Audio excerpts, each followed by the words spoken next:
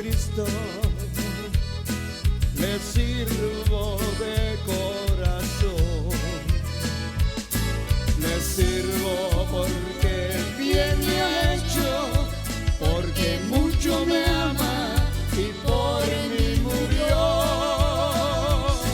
Le sirvo porque bien me ha hecho, porque mucho me ama y por mí murió.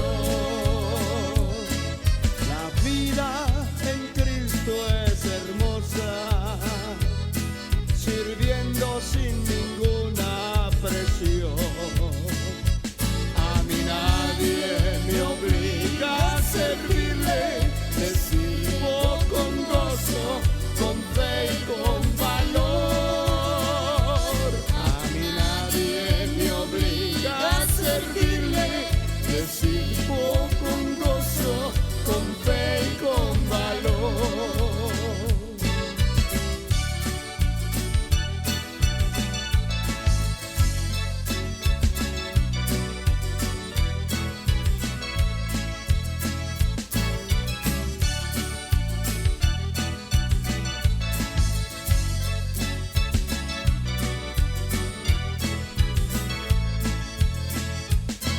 Yo espero ese día glorioso, cuando Cristo regrese a buscar aquellos que están esperando que los cielos se abran para ellos entrar. Aquellos que están esperando que los cielos se abran para ellos entrar. Cuando Cristo se lleve a su iglesia, la que espera encontrarse con Él, a vivir por los siglos y siglos. ¿Dónde está mi patria? La Jerusalén. A vivir por los siglos de siglos. ¿Dónde está mi patria? La Jerusalén.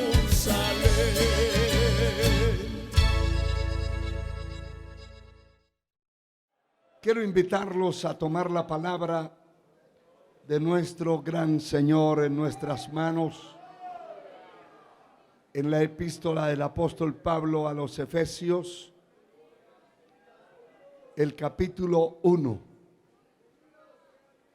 Usted va a compartir la palabra con la persona que está cerca, le va a ayudar a buscar, si no puede buscar pronto, va a estar atento del que está al lado suyo.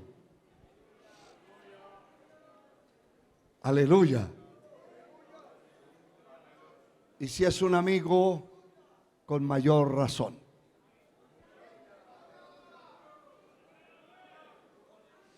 El capítulo 1, versículo 9 al 11, leemos para gloria del Padre, del Hijo y del Espíritu Santo, dándonos a conocer el misterio de su voluntad, según el beneplácito el cual se había propuesto en sí mismo, de reunir todas las cosas en Cristo, en la dispensación del cumplimiento de los tiempos, así las que están en el cielo, en los cielos, como las que están sobre la tierra. En él asimismo tuvimos herencia, habiendo sido predestinados conforme al propósito del que hace todas las cosas según el designio de su voluntad. Y el capítulo 3 del mismo libro de Efesios, versículo 8, dice la palabra: a mí que soy menos que el más pequeño de todos los santos, me fue dada esta gracia de anunciar entre los gentiles el evangelio de las inescrutables riquezas de Cristo y de aclarar a todos cuál sea la dispensación del misterio escondido desde los siglos en Dios que creó todas las cosas, para que la multiforme sabiduría de Dios sea ahora dada a conocer por medio de la iglesia a los principados, a las potestades en los lugares celestiales, y conforme al propósito eterno que hizo en Cristo Jesús nuestro Señor. Que Dios nos bendiga a través de su palabra y que podamos ser fortalecidos, como dice el capítulo 6, verso 10 de este mismo libro, en el hombre interior por su espíritu. Con un gloria a Dios grande puede sentarse.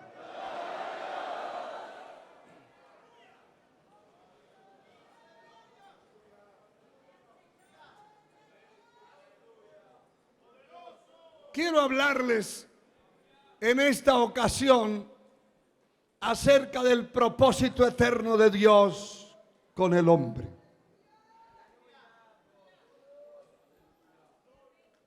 En estos versículos que leímos hay cosas muy profundas, poderosamente grandes. Porque Dios se propuso hacer algo con la humanidad. Propósito se define como la determinación firme de hacer algo. Y Dios, que creó el cielo y la tierra, que muchas de estas cosas que están escritas en la palabra y muchas de las cosas que vemos con nuestros propios ojos resultan ser misteriosas para nosotros. Y sabe que en el libro de Deuteronomio, el capítulo 29, verso 29, dice que las cosas reveladas pertenecen al hombre, a mí, a usted. Las cosas reveladas, pero las cosas secretas pertenecen a Dios, al cual damos hoy gloria y honra por siempre.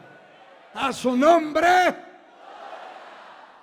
Las cosas que son reveladas son aquellas que podemos digerir en nuestro espíritu. Son aquellas que podemos entender. Muchas partes de la Escritura nos quedamos pensando, ¿qué querrá decir? ¿Qué es esto? Y muchas de ellas son un misterio. el hecho de haber creado al hombre a imagen y semejanza de Dios es un misterio. El organismo humano es un misterio. Han pasado cuántos miles de años y la ciencia de la medicina ha investigado en universidades a través de hombres expertos, investigando el organismo humano, el cual es un misterio. Y por eso usted ve que un médico se especializa en algo. Por ejemplo, un médico general, si quiere conocer lo que son la parte de los tendones que están en el organismo humano, tiene que empezar una especialidad o especialización. No todos. Por eso hay tantos especialistas, unos en riñones, otros en el hígado, otros en el cerebro, otros en oídos, otros en la articulación de las palabras, etcétera.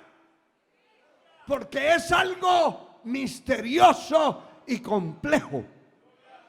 El que Dios haya creado un organismo tan perfecto como es el ser humano, como es el hombre, con un cuerpo perfecto, con un sistema inmunológico perfecto, con una mente, un cerebro, unas neuronas.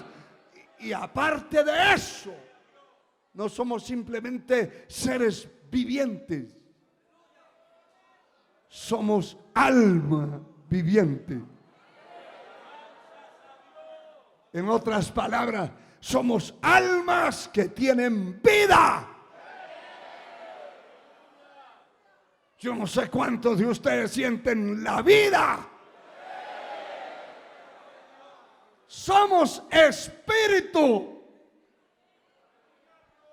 Tenemos un ser espiritual dentro de nosotros. Y ese es un misterio. Si yo le pregunto a usted, ¿dónde tiene el alma?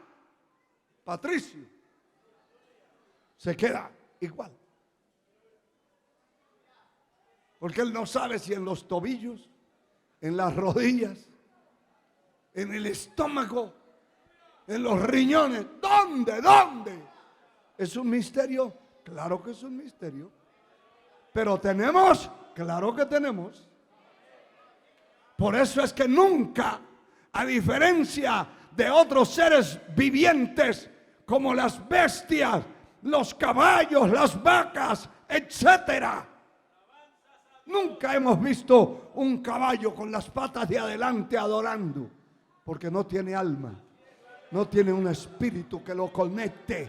Lo que nos conecta al cielo es el espíritu que Dios nos dio.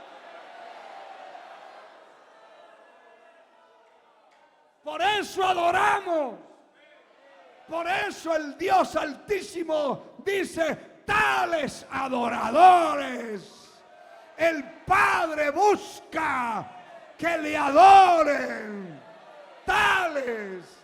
No va a una ganadería a decir tales vacas. No. Tales adoradores. Los seres humanos.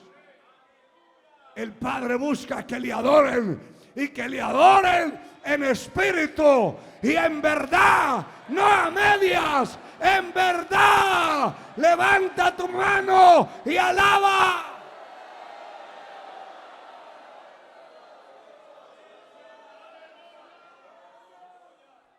Es un misterio. Simple o sencillamente la creación del hombre fue un misterio y sigue siendo un misterio. Y muchos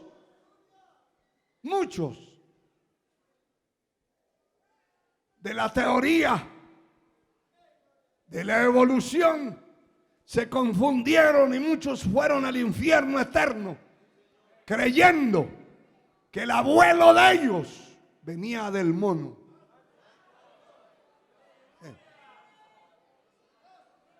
Y murieron con esa certeza que el abuelo de esos escritores era un chimpancé, un gorila. Pero ningún gorila, hermano. El gorila nace gorila. El mono nace mono y se queda mono. Alabado sea Dios. Pero Dios hizo al hombre y no se queda como nació. El hombre crece, se desarrolla. El hombre es inspirado por lo que tiene adentro, su alma, su espíritu.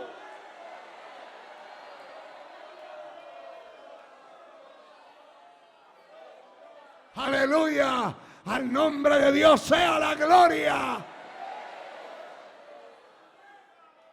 Después de crear Dios al hombre y formar un jardín que se llamó el Edén, vio con sus propios ojos el Creador cómo el hombre sucumbió.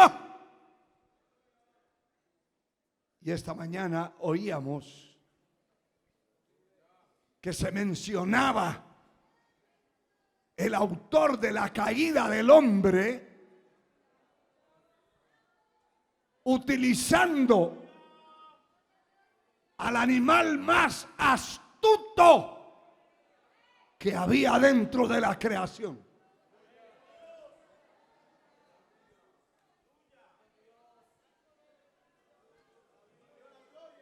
Fue utilizado por el diablo.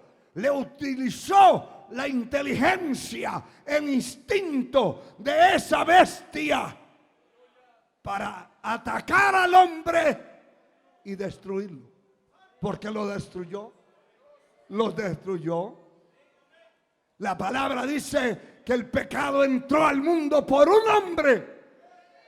Y por un hombre pasó a todos los hombres, por cuanto todos pecamos y estábamos destituidos de la gloria de Dios. Todos. No hay nadie que diga que no ha pecado. El profeta dice: todos nos descarriamos como ovejas, cada cual se apartó por el camino que mejor le pareció. Pero allí viene la promesa: pero Dios cargó en Jesucristo el pecado de todos nosotros. A Él sea gloria.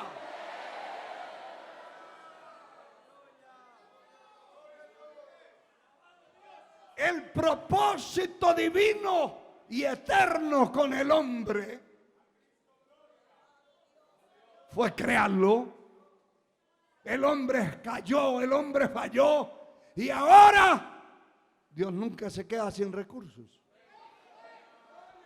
A nosotros se nos cae algo y se hizo trozos y lo perdimos, pero Dios nunca se queda sin recursos. El hombre cayó, pero Dios dijo: aquí hay que hacer algo más. A ese hombre hay que rescatarlo de donde está, y ese es otro misterio. Ese es el propósito eterno con el hombre. En síntesis, Dios creó al hombre con el propósito de formar la humanidad y de tener un pueblo en la tierra, un pueblo santo, un pueblo limpio, un pueblo que le sirviera a él. Ese era el propósito. Pero el hombre le falló y entonces viene el plan B, viene el rescate de ese hombre para seguir el propósito que Dios tenía preparado, como le estábamos leyendo, desde los siglos y los siglos atrás. Aleluya. Alabado sea Dios.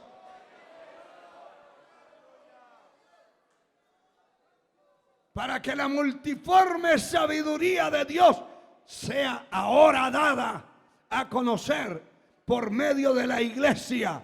Y oiga esto, por medio de la iglesia tiene que darse a conocer a los principados y a las potestades en los lugares celestiales.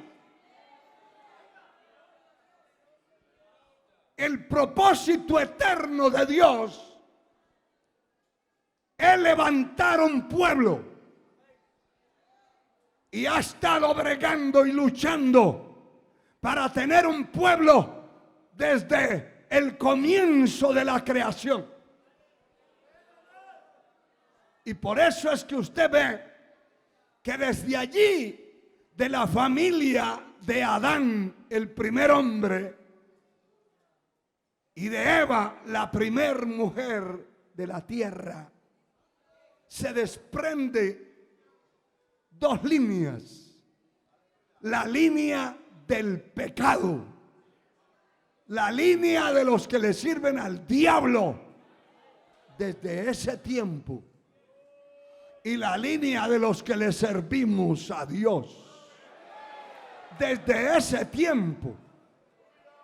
Estamos hablando ya de muchos miles de años. Allí se establecen esas dos líneas, porque Abel representaba la justicia, la obediencia, representaba la ofrenda que llevó al cordero inmolado, a la redención. Estaba hablando de un sacrificio, estaba hablando de una redención.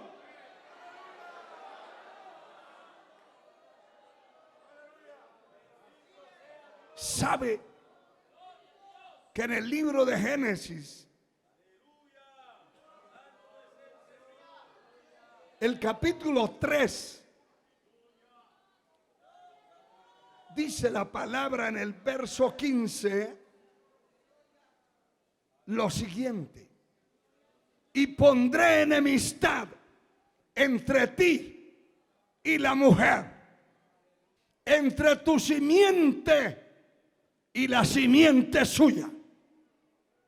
Esta te herirá en la cabeza y tú le herirás en el calcañar. El calcañar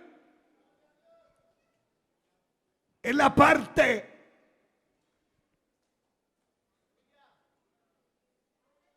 de los pies, de los tobillos, el golpe que la simiente de Satanás iba a propinar, no se sabía a quién,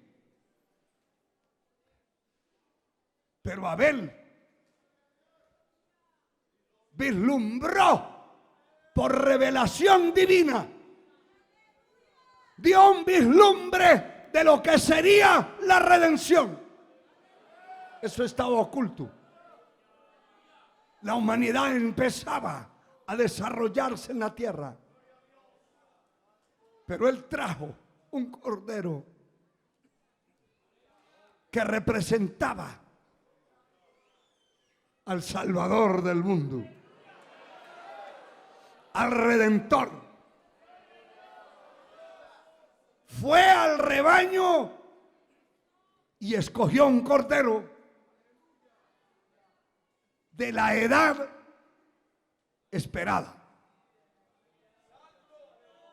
de los primogénitos de su rebaño, no de cualquiera. Y de esos primogénitos de su rebaño escogió el mejor.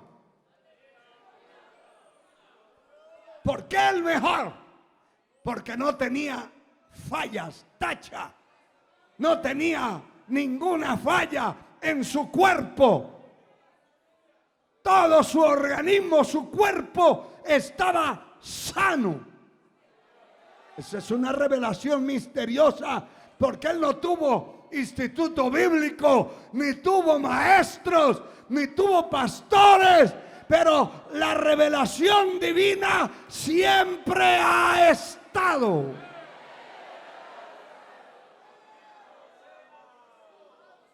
Y él conoce que no podía llevar cualquier tipo de oveja, de cordero. Escogió de los primogénitos, porque eso también tiene un trasfondo maravilloso. Pero de dentro de ese grupo de primogénitos, escoge el mejor, sano, perfecto, limpio. Y cuando lo lleva para presentar, Dios le da una mirada al corazón de Abel y vio que desde adentro se había hecho la elección de ese cordero para llevarlo como ofrenda y presentarlo a Dios. Y Dios se agradó, porque él sabía que de parte suya había inspirado a Abel a hacer algo misterioso.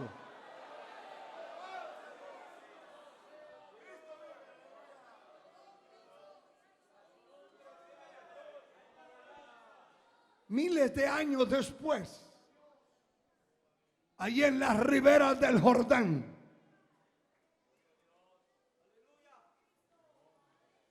Juan el Bautista estaba haciendo su trabajo de bautizador. Estaba bautizando a los que llegaban. Por supuesto que les pasaba el escáner y devolvió una multitud de perversos y los mandó a arrepentirse, porque nadie debe bautizarse sin arrepentimiento genuino. Pero él estaba allí en la ribera del Jordán, y también misteriosamente, porque él no conocía a Jesús. Él no lo había visto, no sabía quién era. Pero estando en su trabajo, el Espíritu de Dios vino sobre él y le dijo: mire para allá, ¿quién viene? Allá viene un personaje caminando y viene hacia usted. Levante esas manos y dele gloria.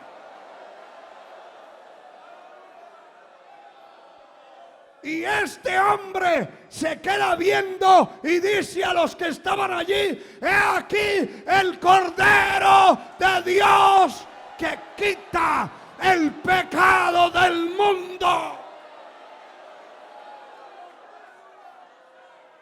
Si usted puede adorar, adore. Si puede alabar, alabe, alabe.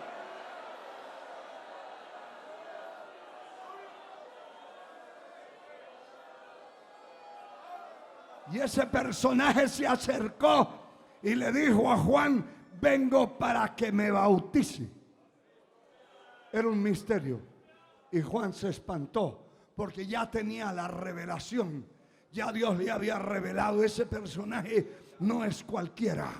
Ese es el Hijo de Dios. Él es el Cordero. Como un cordero mudo va a ser llevado al matadero. Le reveló el Señor a ese hombre en ese momento que ese personaje venía a la tierra como un cordero a morir por los pecados de la humanidad, para que el propósito eterno no cambiara de camino. A su nombre.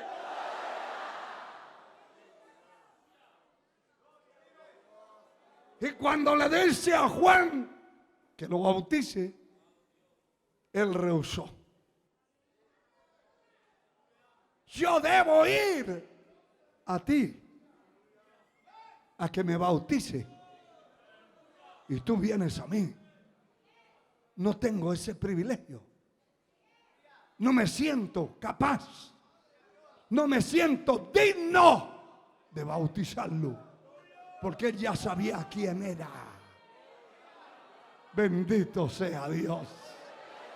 Bendito sea Dios.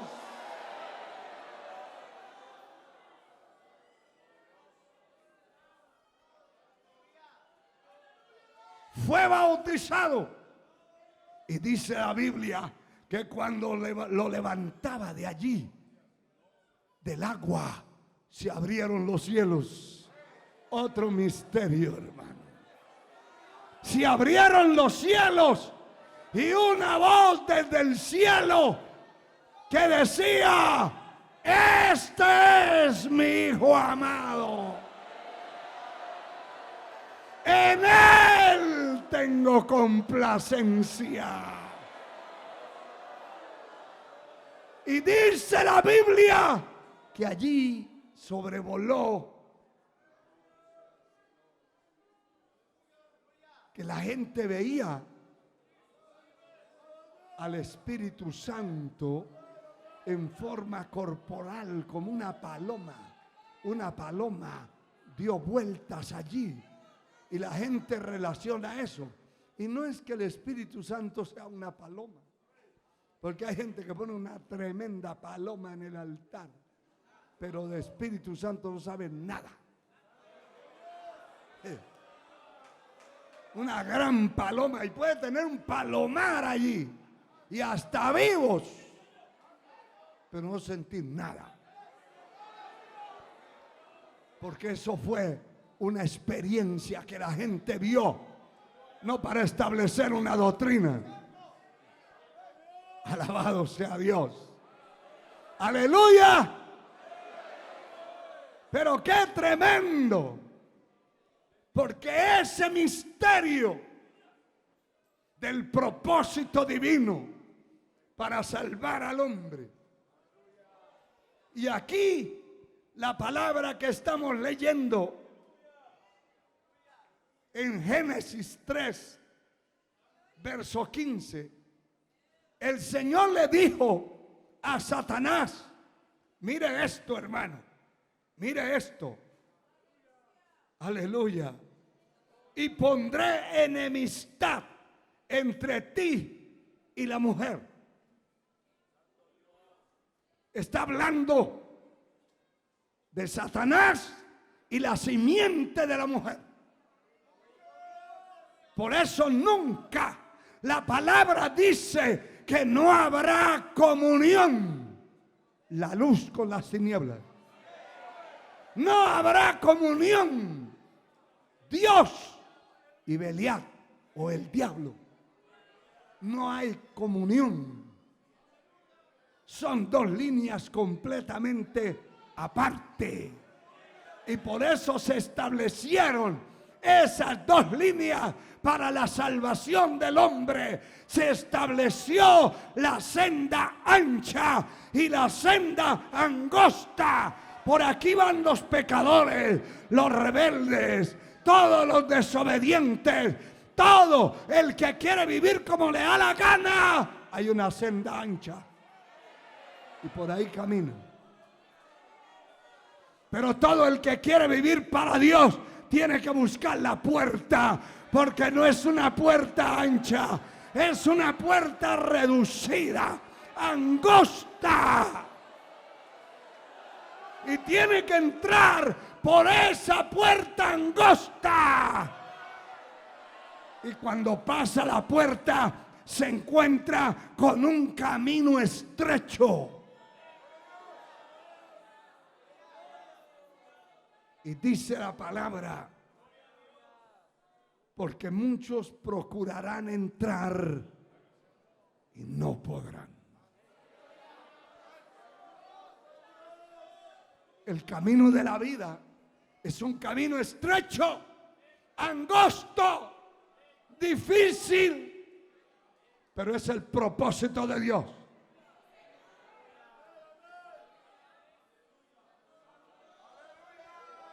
Llegó. Y aquí el apóstol Pablo, escribiendo a los Gálatas, hablándoles de esto mismo, dice en el capítulo 4, versículos 4 y 5.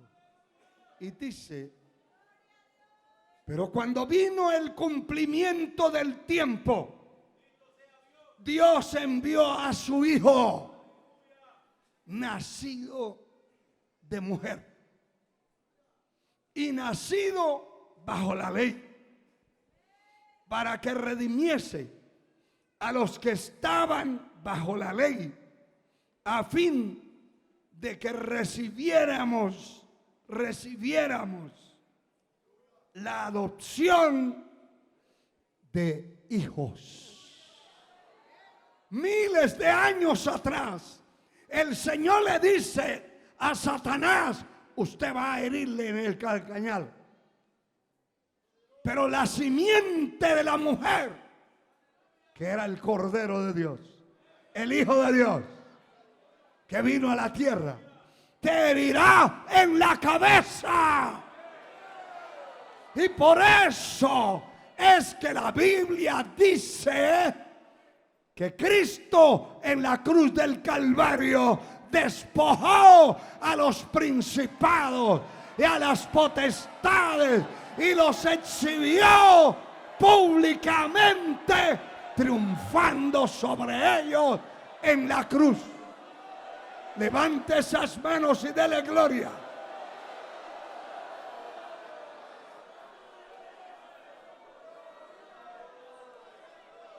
Aleluya.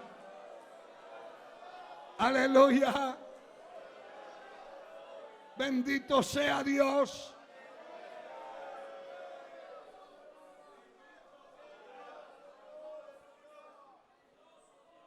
La iglesia del Antiguo Testamento fue el pueblo de Israel. Dios siguió buscando desde ese tiempo un remanente escogido. Desde ese entonces, detrás de un remanente. Mire cómo dice Deuteronomio 7, versículo 6. Porque tú eres pueblo santo para Jehová tu Dios. Jehová tu Dios te ha escogido para hacerle un pueblo especial, más que todos los pueblos que están sobre la tierra. No por ser vosotros más que todos los pueblos os ha querido Jehová, no. Os ha escogido, pues vosotros erais el más insignificante de todos los pueblos. Este es un misterio. Y es el propósito eterno. Dios no fracasó con la creación del hombre en el Edén. El que fracasó fue el hombre. El propósito y el programa de Dios sigue su ruta. El hombre cayó, fracasó y Dios lo echó de allí. Pero luego se establece la redención. Y Dios trabaja con un pueblo. El pueblo que siguió por la senda angosta. Con ese pueblo siguió el Señor el propósito eterno. Y constituyó a Israel por promesas claras y juramentos claros que Dios hizo a Abraham. Dentro del propósito eterno de Dios, incluyó a Abraham.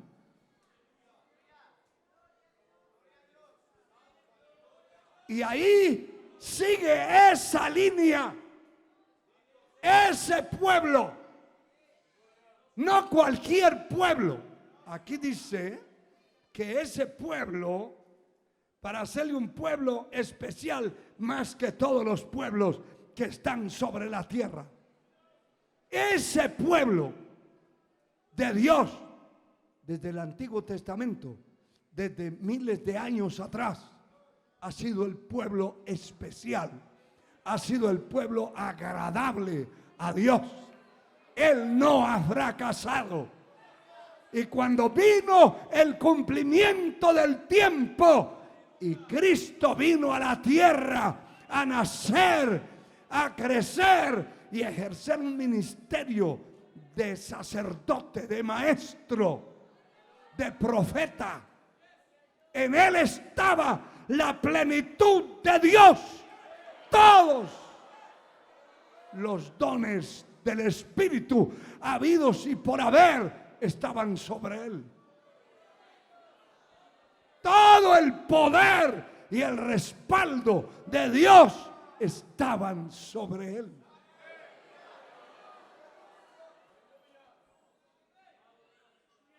¿A qué vino?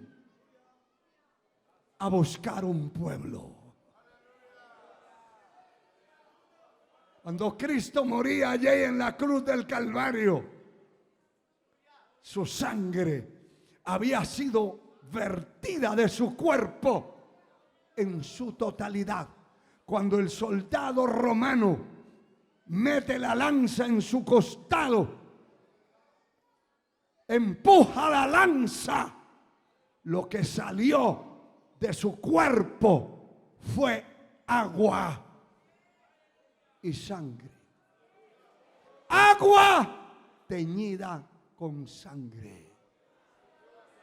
Su sangre ya había sido derramada, porque estaba escrito que sin derramamiento de sangre no había remisión de pecados.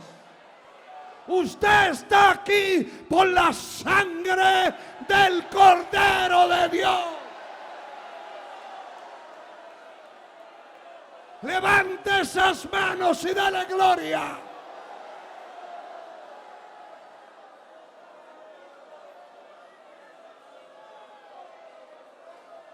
Esa sangre preciosa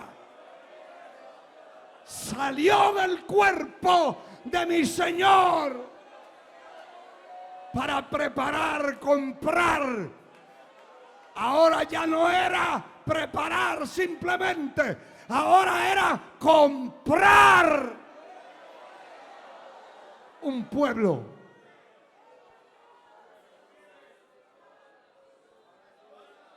Comprar un pueblo, porque nosotros los gentiles no teníamos ningún tipo de promesas de nada. Estábamos destinados al infierno eterno. Había que comprar. Aleluya. Bendito sea Dios. Y fuimos comprados a precio de sangre. Costamos la sangre de Cristo. Amigo que me escucha, usted fue comprado por la sangre del Cordero de Dios. Su alma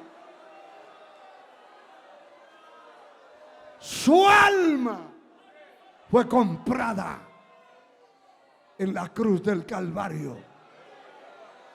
Alabado sea Dios. Y el Señor compró ese pueblo. Y entre ellos está usted. Está usted. Está su alma. Está mi alma. Que fuimos comprados a precio de sangre.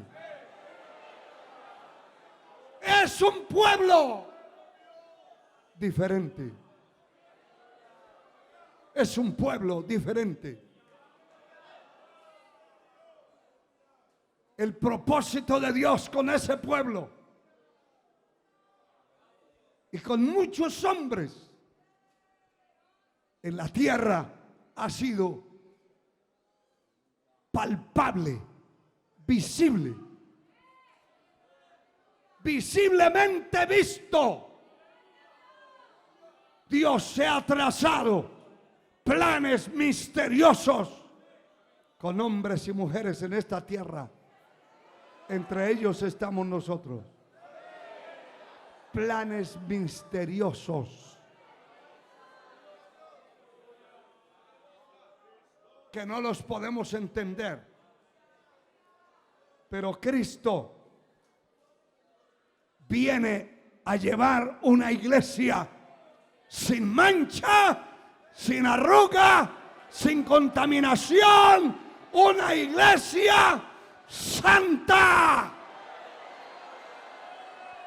Todo el que es parte de esa iglesia, abra su boca y dele gloria a Dios. Una iglesia santa. Efesios 5:27 dice que Cristo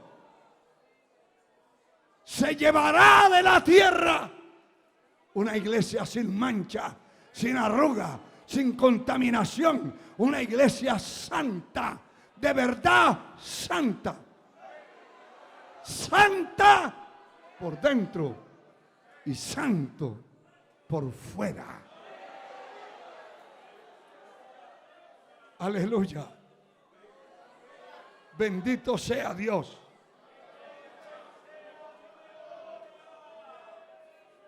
Y qué tremendo es esto, hermano. Porque el propósito eterno de Dios está dentro de su propósito levantar un pueblo. Y levantó a Israel. Y muchos de los israelitas son convertidos a Cristo. Muchísimos. No todos, pero muchísimos son convertidos a Cristo.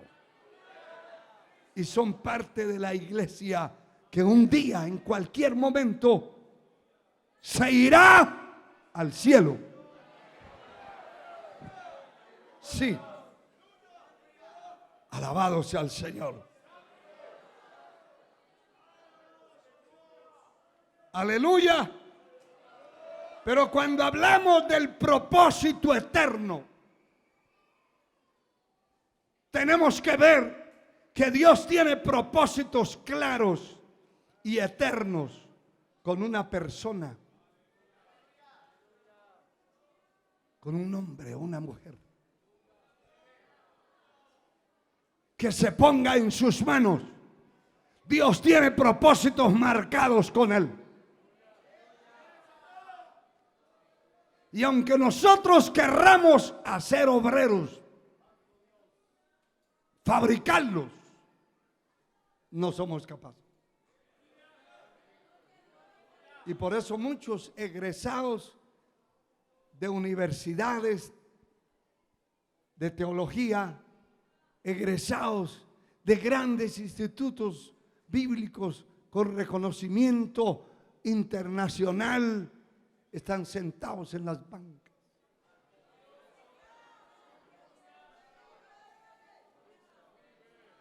Porque los preparó el hombre.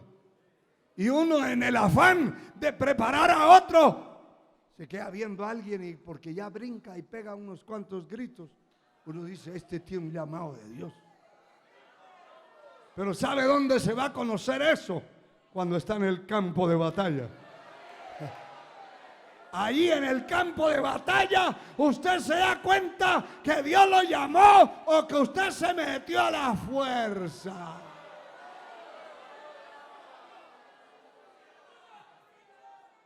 Así es. Pero Dios, en su eterno propósito, su gozo, su alegría, es preparar un pueblo para introducirlo en la nueva Jerusalén un día. Y Él dice, para que donde yo estoy, ustedes también estén. No se turbe vuestro corazón, ni tenga miedo. Cree en Dios, cree también en mí. En la casa de mi Padre, allá arriba, arriba, arriba. No en una finca, en la casa de mi Padre. Muchas moradas hay. Si así no fuera, os lo hubiera dicho. Voy pues a preparar lugar para vosotros. Y si me fuere y preparar el lugar, vendré otra vez. Aleluya. Para que donde yo estoy, vosotros también estéis. El propósito divino de preparar un pueblo. Dios ha empezado con un hombre, sin mirarle apariencias. Dios ha escogido denominaciones, organizaciones evangélicas que empezaron con uno. Y en muchas ocasiones ese uno no tenía apariencia en nada.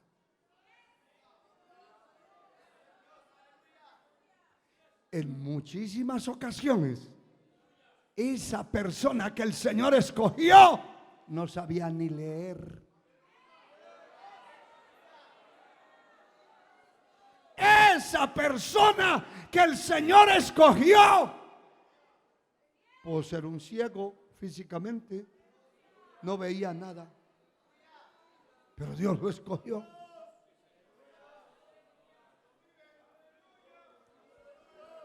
En otras ocasiones Dios ha escogido mudos, no como usted que puede hablar y que puede alabar, no. Eso es otra cosa. Mudos. Y van a una escuela y aprenden el idioma de señas, evangelizan y tienen tremendas iglesias. Y uno dice, y aquel que tiene una tremenda lengua y que es hasta chismoso, no puede levantar un grupo. Aquel que tiene esa apariencia tremenda, aquel que es egresado de una universidad, un profesional y que está dentro de la obra y se le pasan los años y ahí tiene un grupito muriéndose. Ahí no había un propósito. Dios no llama a nadie para mantenerlo en la muerte. Dios no llama a nadie para matarlo. Dios llama al hombre para darle vida, para transmitir vida. Pero a Él no le importa que usted o yo nunca hayamos ido a una universidad. Eso para Él es indistinto. A Él no le interesa su título de abogado, de ingeniero, de doctor en medicina, doctor en leyes. Eso es para acá, para esta tierra, para un propósito humano. Pero el propósito divino no cabe eso. Hay que dejar colgado ese título. o meterlo por allá a un armario, a una biblioteca, meterle candado y olvidarse de eso. Así como se olvidó Pablo, el apóstol, que vino a ser un gran hombre de Dios, lo que antes viví en la carne, ahora lo vivo en la fe del Hijo de Dios. Lo que antes era para mí ganancia, lo he estimado como pérdida, como estiércol, para ganar a Cristo. Dele gloria a su nombre. Entonces, ¿en qué se basa Dios para escoger a alguien para cumplir un propósito eterno con esa vida?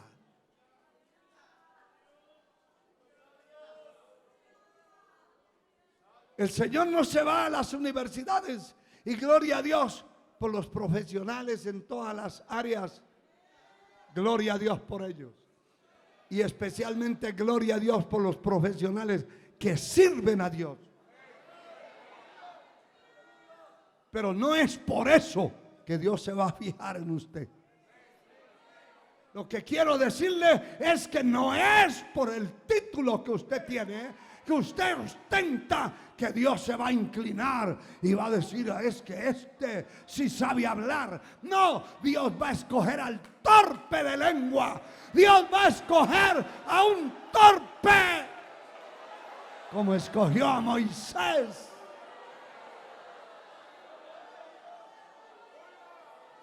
Dios se va a ir no a la universidad,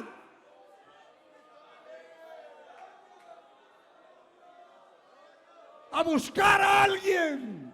Dios se va a ir al basurero a ver dónde está aquel tirado, aquel que el mundo no da nada por él, aquel que nadie, ni su familia, que su familia ya no lo deja ni entrar a la casa porque no sirve,